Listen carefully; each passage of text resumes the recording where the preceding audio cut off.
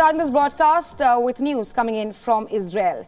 Tens of thousands of Israelis are up in arms against a controversial plan to reform Israel's judicial system.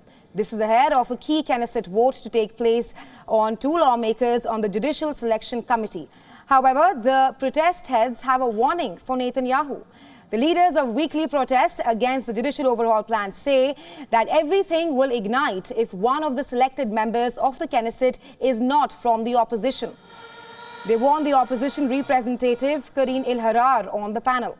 In a statement, the protest leaders said, and I'm quoting here, "We are on an alert and all available to spring into action at a moment's notice."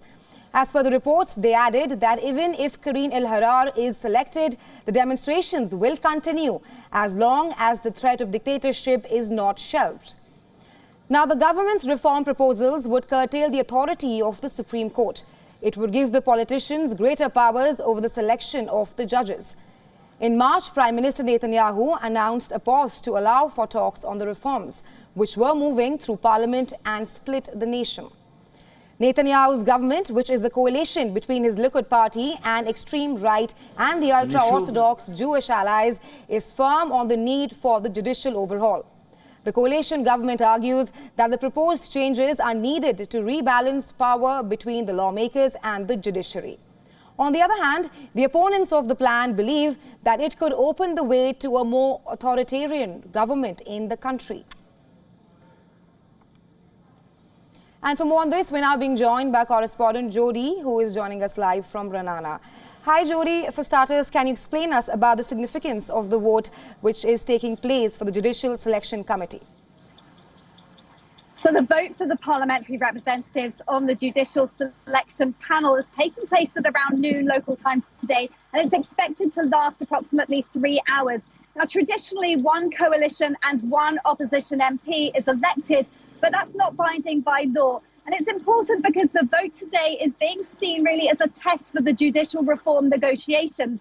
So if one MP from the opposition is chosen, that's potentially being interpreted as a good sign for the negotiations.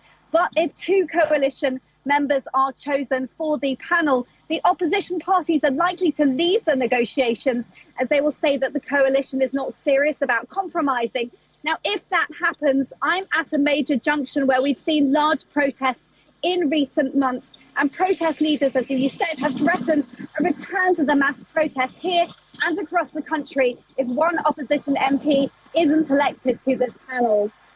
Right, Jody, do you think that the coalition will be electing two coalition MPs to the committee, or do you think that they will follow the tradition and elect each one from the opposition and the coalition?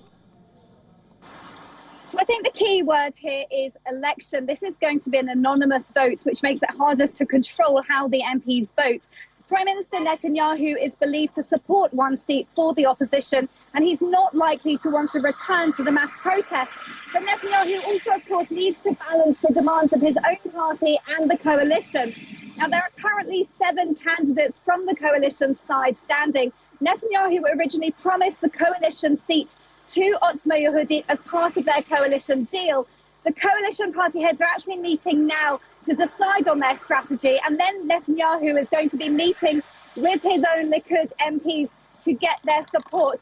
It's also important to remember that the coalition officials have threatened to take both seats if progress on the negotiations is not soon announced. So it remains to be seen how the vote goes today, but also whether we'll hear any statements of any sort on the negotiations and on progress on that front. Right, Jody, we'll of course be tracking the story very closely on WION, but thanks very much for joining us on WION and sharing your insights with us on this. Thank you.